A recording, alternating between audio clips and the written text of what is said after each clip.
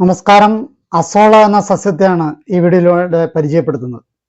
ശുദ്ധജലത്തിൽ വളരുന്ന ഫേൺ അഥവാ പന്നൽ വിഭാഗത്തിൽപ്പെടുന്ന ഒരു ചെറു സസ്യമാണ് അസോള. ഒരു പച്ച പരവതാനി പോലെ ജലോപരിതലത്തിൽ പൊങ്ങിക്കിടക്കുന്ന ഒരു അത്ഭുത സസ്യമാണ് അസോള. അസോളേസി കുടുംബത്തിലെ അസോള ജനുസിലെ ഒരു സസ്യമാണ് അസോള. ഇത് പല സ്പീഷീസിലുമുണ്ട്. പേരിന് പിന്നിലുള്ള കാര്യങ്ങളെ നോക്കാം. ഇതിൻ്റെ ശാസ്ത്രീയ നാമം പല പേരുകളുണ്ട്. നമ്മുടെ നാട്ടില് സാധാരണയായിട്ട് കാണുന്ന ഇനം അസോള പിന്നാറ്റ എന്നുള്ളതാണ്.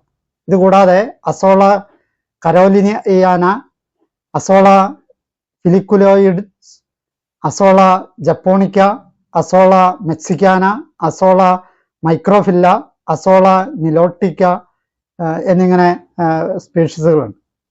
മലയാളത്തിൽ ഇതിനെ അസോള എന്നാണ് പൊതുവെ അറിയപ്പെടുന്നത്. ഇംഗ്ലീഷിൽ ഇതിനെ mosquito fern, feathered mosquito fern, water velvet എന്നൊക്കെയാണ് അറിയപ്പെടുന്നത്. കാണപ്പെടുന്ന സ്ഥലങ്ങളെ നോക്കാം. ആഫ്രിക്ക, ഏഷ്യ, ഓസ്ട്രേലിയയുടെ ചില ഭാഗങ്ങൾ എന്നിവിടങ്ങളിലാണ് ഇതിൻ്റെ ജന്മദേശം. ഏഷ്യയുടെ Brunei, Darussalam, China, India, Japan, Korea, Philippines എന്നിവിടങ്ങളിലാണ് കൂടുതൽ അസോള വളരുന്നത്. വയലുകളിലും ആഴം കുറഞ്ഞ ജലാശയങ്ങളിലും ഇവ വളരാറുണ്ട്. പരിസ്ഥിതി മൂല്യത്തെ നോക്കാം. കാർബൺ ഡയോക്സൈഡ് വളരെയധികം വലിച്ചെടുത്ത് അതിൻ്റെ ഇരട്ടിയോളം ഓക്സിജൻ പുറത്തുവിടുന്ന ഈ സസ്യം അന്തരീക്ഷ മലിനീകരണം കുറയ്ക്കുന്നതാണ്. ജലാശയങ്ങളിലെ ഖന ലോഹങ്ങളുടെ സാന്നിധ്യവും അതിൻ്റെ ശക്തിയും ഈ സസ്യം ഫലപ്രദമായി ഒഴിവാക്കുന്നുണ്ട്. ഈ സസ്യമുള്ള ജലാശയങ്ങളിൽ കൊതുകുകൾ മുട്ടയിടില്ല എന്നുള്ളതും വലിയ നന്മയാണ്. രൂപകരണത്തെ നോക്കാം. അൽഗയെപ്പോലെ ഒഴുകി നടക്കും പന്നച്ചെടിയാണ് അസോള. വളരെ വേഗം പടർന്നു പിടിക്കുന്നു. കൃഷി തുടങ്ങി 3 ദിവസത്തിനുള്ളിൽ ഭാരം 3 ഇരട്ടിയാകുന്നു എന്ന പ്രത്യേകതയും ഇതിനുണ്ട്. ഇതിൻ്റെ തണ്ട് ഭൂമിക്ക് സമാന്തരമായി വളരുന്നതാണ്. ഒന്നിടവിട്ട് തണ്ടും ഇലയും രൂപം കൊള്ളും. ഇവ വളർച്ച എത്തുമ്പോൾ തണ്ടിൽ നിന്നും വേരുകൾ താഴോട്ട് വളരുന്നു. ഇലയും തണ്ടും വേരും ചേർന്ന ഓരോ ഭാഗവും ആവശ്യാനുസൃതം വളം വലിച്ചെടുത്ത് സ്വയം പര്യാപ്തമാകും.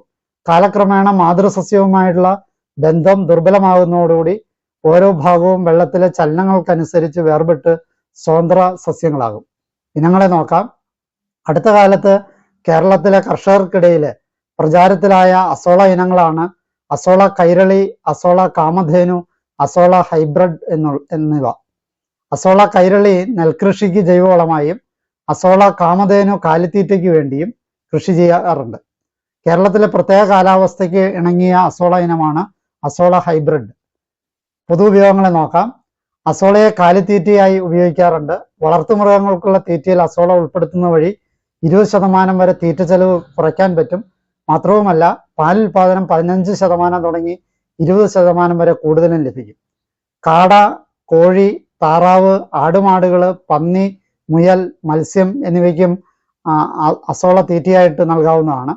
കൂടാതെ പറമ്പിലും പാടത്തും ഉണ്ടാകുന്ന കൃഷികൾക്ക് നല്ല ജൈവവളമായി നേരിട്ടും അല്ലെങ്കിൽ ബയോഗ്യാസ്, മണ്ണിര കമ്പോസ്റ്റ് എന്നിവയുടെ അസംസ്കൃത വസ്തുവായിട്ടും ഒക്കെ അസോള ഉപയോഗിക്കാറുണ്ട്. ചൈന, ഫിലിപ്പീൻസ്, വിയറ്റ്നാം തുടങ്ങിയ രാജ്യങ്ങളിൽ നെൽകൃഷിയിലെ ഒരു ജൈവവളമായി അസോള വ്യാപകമായി ഉപയോഗിച്ചു വരുന്നുണ്ട്.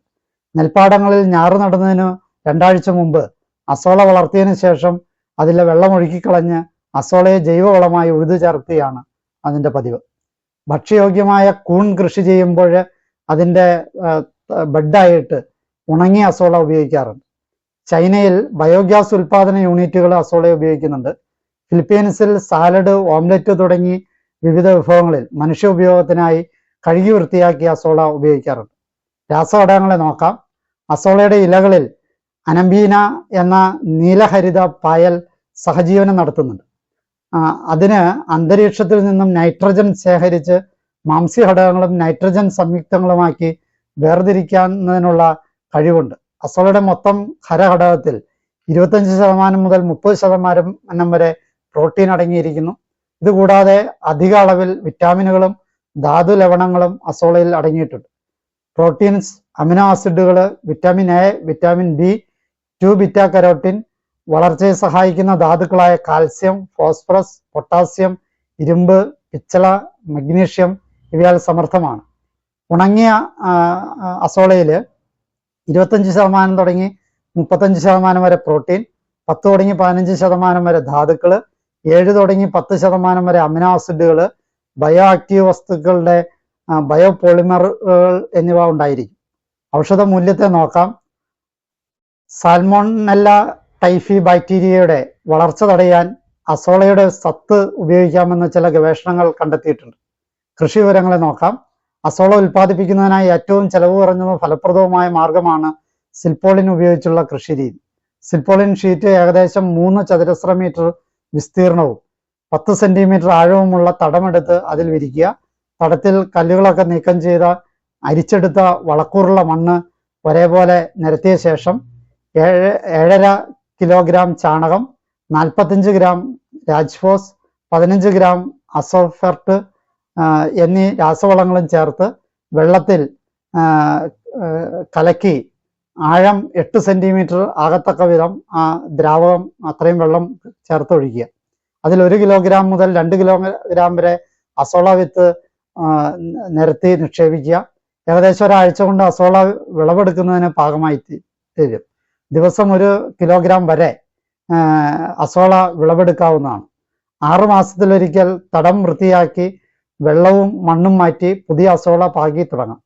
കീടങ്ങളും രോഗബാധയും ഉണ്ടെന്ന് കണ്ടാൽ പുതിയ തടമുണ്ടാക്കി പുതുതായി കൾച്ചർ ചെയ്ത അസോള പാകേണ്ടതാണ്. തണല് അല്പം ഉണ്ടാകുന്നത് നല്ലതാണ്. മരത്തണലിൽ വളർത്താൻ കഴിയുന്ന ഒരു സസ്യമാണിത്. കൃഷി ഇറക്കി ഒരാഴ്ചയിൽ തന്നെ 1ാമത്തെ വിളവെടുക്കാൻ പറ്റും. ഈ അറിവുകൾ നിങ്ങൾക്ക് ഉപകാരപ്പെടട്ടെ എന്ന് ആശംസിക്കുന്നു. എന്നെ ശ്രമിച്ച നിങ്ങൾക്ക് നന്ദി. നല്ല നമസ്കാരം.